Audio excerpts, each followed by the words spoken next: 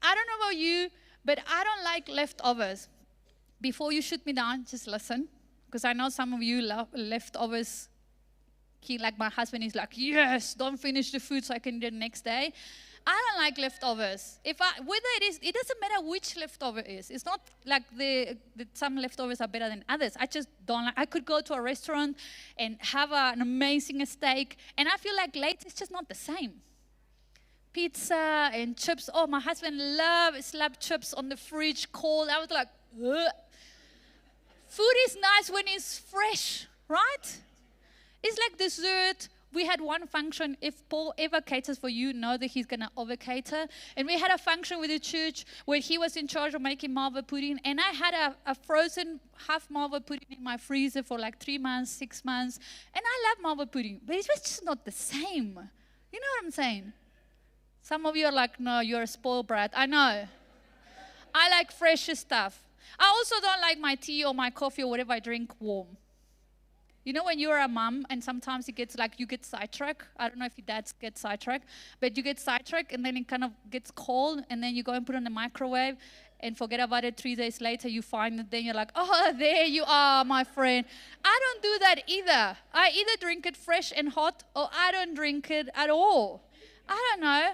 I feel like that even about last minute visits. I love visits, but don't just pop into my gate without telling me. I want to know my house is clean. I want to know that I was ready for you, that my kids are behaved, that my dog has not made any mess in front of the door. Like, I'm all for visit, but just let me know, because I feel like if I'm prepared for you, that means I value your visit. I don't know. That's just you know what I'm saying? When you know someone important, someone of value is coming into your environment, you're not just like, oh, I have leftover from last night. Like, have them. You normally cook for them, right? I have never go to visit someone, thank you, if I ever visit you, and have been offered leftovers. Normally, they have made food for that visit. It makes you feel pretty special. And I think when we read the Bible, there's many of these moments where people did the same thing. They were like, because someone is coming and this someone is special, I'm going to make a point of it. So today we're speaking about the story of Mary, Martha, and Lazarus having a dinner with Jesus. Jesus is in town. And I love how the three of them use this opportunity as an expression of their worship. Like they make a point to be there. And then when we speak about Mary and we look for what Mary did, she shows us something that we should consider. Makes us a little bit uncomfortable. Worship is going to cost us. Worship costs you something. Worship can cost us something if we do it right. So in John 12, verse 1 to 8, we're very quickly going to read the passage so you have this as a background in the back of your head. It says 6 days before the Passover, Jesus came to Bethany, which is the town where Lazarus lived. Jesus, whom he had raised Lazarus from the dead. So let's just have this in the back of our heads. This isn't just anyone. You know that the guy that is coming to visit just happened to bring you back from the dead. This is a very big deal. Here a dinner was given in Jesus' honor. Martha served while Lazarus was among those reclining at the table with him. I cannot just not make a joke about how the ladies are serving and the guys are talking. Then Mary took about a pint of pure nard, an expensive perfume. She poured it on Jesus' feet and wiped it with her hair. Then the house was filled with the fragrance of the perfume. But one of the disciples, Judas, we love Judas, who was later to betray him. Just in case you didn't know who Judas was, he's also giving you a hint. He's not the good person in the story. Objected, why was this perfume sold? Wasn't sold. And the money given to the poor. Yeah, whatever. It was worth a year's wage. He did not say this because he cared about the poor, but because he was a thief. And as a keeper of the money bag, he used to help himself to what was put into it. Leave her alone, Jesus replied. It was intended that she should save this perfume for the day of my burial. You will always have the poor among you, but you not always have me. Quick recap. Jesus is in town. He's coming into your environment. You know he made a big miracle in your life, and you're just gonna pitch. And I love the three different responses, and I don't want you to think that one of them is right and the other one is wrong. Just like see how they interact. Martha, which was previously rebuked by Jesus for being too busy serving, is now serving. But I get the hint that this time it's a little bit different. The Martha realized, this is my gifting. This is my worship to Jesus. I'm going to cook, not leftovers, but a really good meal. And then we have Lazarus. You were just raised from the dead. You ain't going to be in the kitchen, and you're a guy. So what he was doing, he was connecting. He was witnessing. He was chatting probably about his miracle. Yes, it's me. I was inside a tomb, and then boom, I opened my eyes and I was out. I don't know how it worked. But he was doing the witnessing. So Martha is working, Lazarus is witnessing, and Mary worships. It's very cool how all of them bring their response to Jesus. So we want to focus on Mary the worshiper. Because Mary had learned something about Jesus. If we read this scripture in Luke 10, it tells us how Mary, while Jesus was teaching, was in the surrounding area. Which, by the way, at that point was not allowed for ladies to be learning. That was not your place. So she's already breaking the rules by being in an environment that wasn't for women. But she's sitting there wanting to learn. Then in John 11, we see that her brother passes away, Lazarus. And then he finds Jesus and he throws herself at his feet crying that if he was there a little bit earlier, there would have been a different outcome.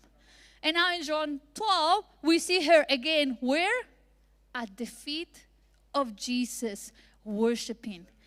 She created a pattern that no matter what the situation was, she was finding her way back to Jesus, to his presence, to being closer to him. She was at his feet when she wanted to learn. She was at his feet when she was brokenhearted. And she's now at her feet knowing that this might be the last time that she shares supper with the King. So when life is good, we come closer to Jesus because he is good. When life hurts, we come closer to Jesus because he's still good. And when we have something to offer and give, we come closer to Jesus. Mary's worship was so expressive. Have you heard of good intentions? This was not good intentions. This was an expression. So many times we're like, oh, I was going to phone you. I was about to send you a message. I was about to, these so good intentions, and then life happens. Imagine for a moment if Mary thought like that. Oh, I was about to offer Jesus this. But you know what? There's always next week. We were surrounded by guys. It was Lazarus' time. I didn't want to steal the spotlight from him. But she doesn't. She finds worship as an expression, and that's something. She doesn't just stand at a distance and think, oh, I love Jesus so much. I hope he knows it. I'll send him a message later. He expresses her devotion, her worship. Worship is expression. And I know for some of us, introverts, more calm people, expression is something that we shy away from. But can I just encourage you that even the most extroverted people, when we are watching something that we're really passionate about, I was talking to my husband, but he says soccer. Okay, let's go with soccer. Like, I don't know, oh, I'm introverted. I'm just like, go soccer. I don't do that. I'm introverted. But when something that I'm passionate about happens to be in front of me, it finds an expression. When I see my kids doing something great, I'm like, I'm sorry, I'm an introvert. I'm going to tell them later. Next to the field, when my son is playing cricket and I know he needs my encouragement, I'm like, sorry, I'm an introvert. And I am an introvert. The moment that I have to interact with the parents sitting next to me, I'm like, no. And then I'll just walk the other way. But it finds an expression. Worship isn't only what happens on a stage. And we make mention of the worship team, but their job is not to worship for us. It's just to lead us there. So what happened on a stage is not really our worship, it's their worship. That's why when we come to church and we say, oh, the music wasn't so and so, well, that's a reflection on your heart. It's not on the worship team. Like what they do or not do, that's between them and Jesus. How was your heart when you were worshiping? Were you worshiping the worship team, or were you worshiping your own song? Were you worshiping God? Because God remained the same. Yo, that hurts. Worship is what happened when something inside of us finds an expression. Sometimes that expression can be a song. If you're a musician, You normally will write songs about things that you like, right? Especially if you're trying to cheer up a girl. I mean, we weren't even dating and my husband wrote a song for me and I was like, nice. Haven't done it in a while. Might be time for volume 2 of that. But he wrote a song for me, right? His worship, his love towards me needed an expression, right? Some of us paint. Maybe your expression is serving, like Martha. You're like, I can't sing, but I can cook a really good meal. And that's going to be my worship expression, right? If it was just singing, life would be really suckish for some of us. If you can't sing, doesn't mean that you can't worship. What are we going to do in heaven? Sometimes that expression is giving. Sometimes that expression is obedience. Sometimes that expression is forgiveness. Okay, let's keep that one. Sometimes it's saying, Jesus, I don't really understand this, but I trust you. Sometimes worship looks like lifting your hands. And I know it is difficult for some of us. Sometimes worship looks like going on our knees. And I know that might be awkward. What is the person next to me going to think about?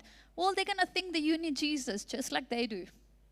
Maybe the person next to you wanted to do that, but they didn't feel like they had the freedom to do that.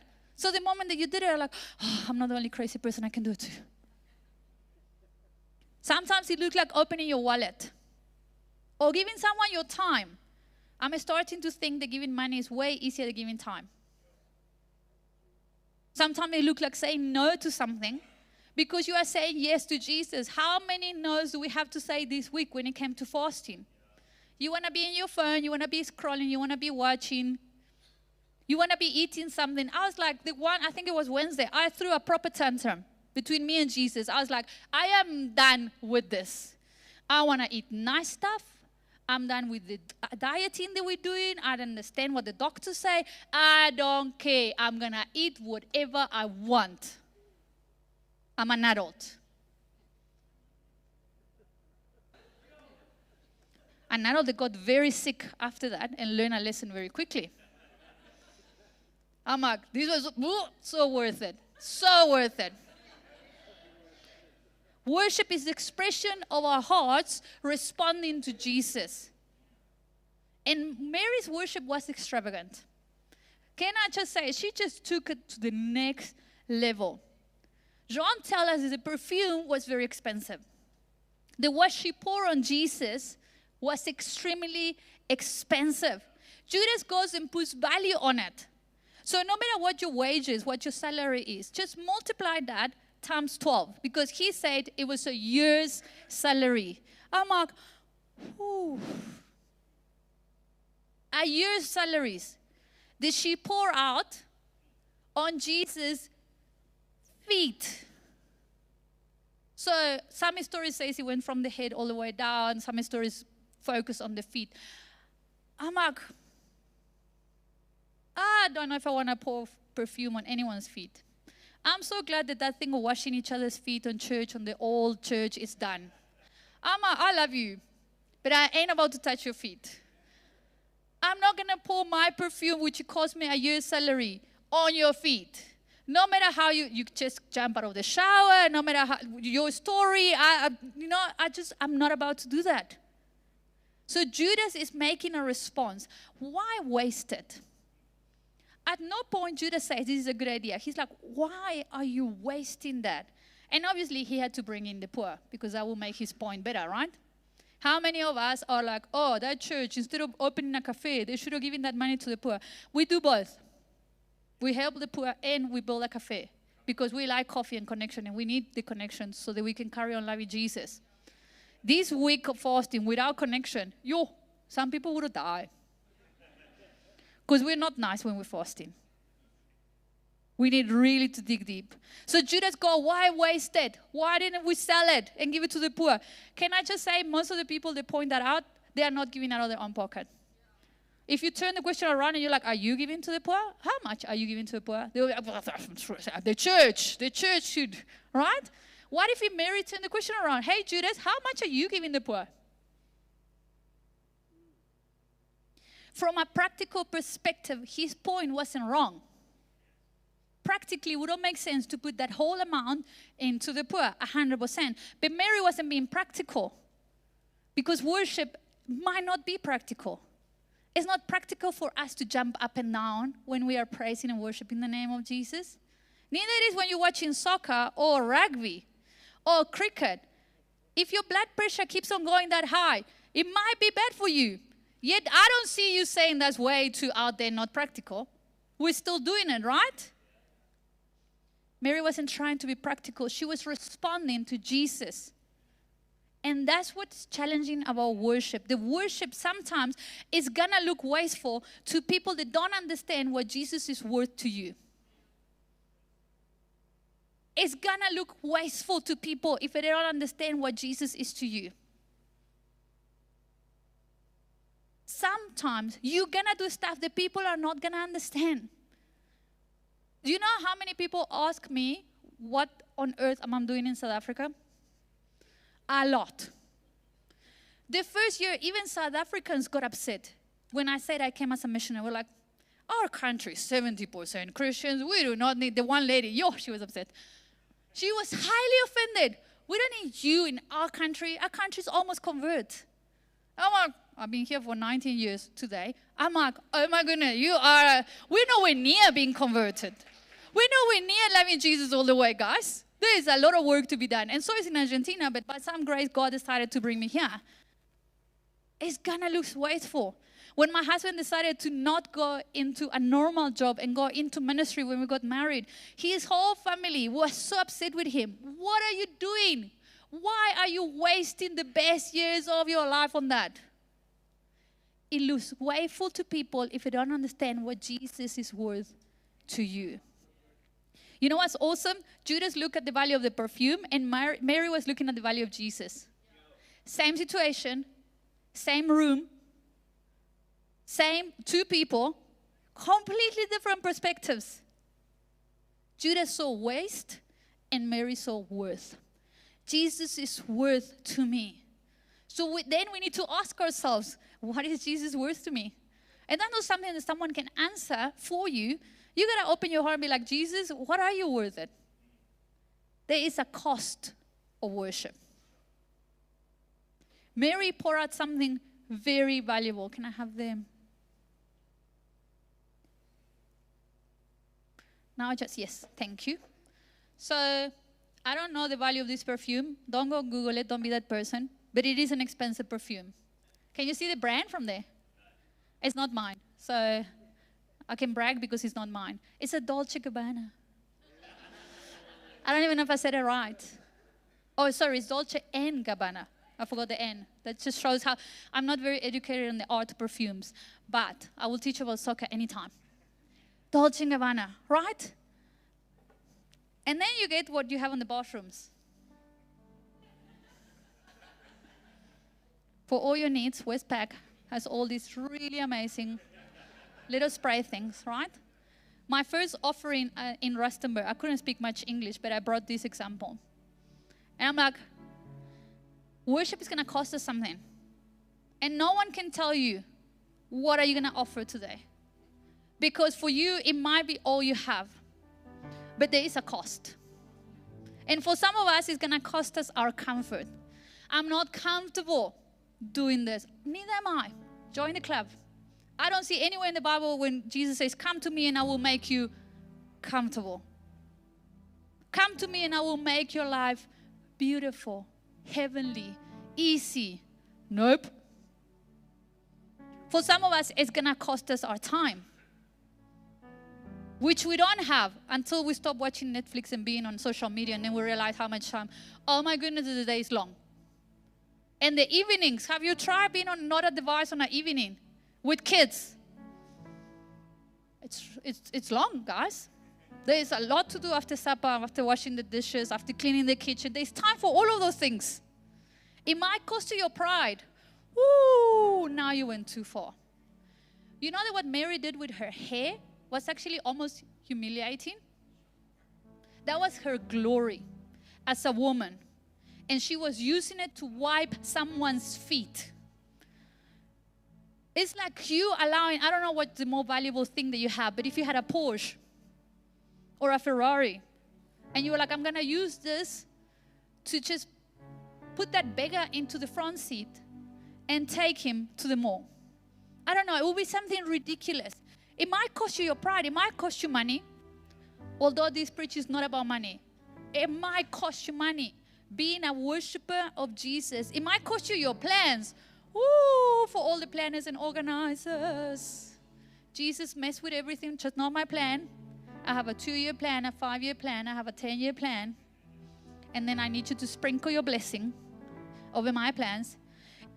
It might even cost you the need to be understood by everyone around you. It's going to cost you something.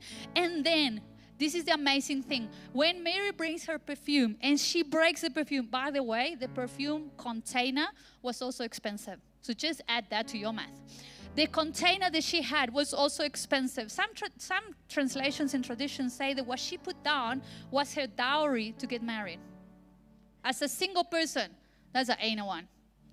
If you are married and a little bit older, think of your savings, your retirement. Like, let's just put it down, break it at the feet of someone.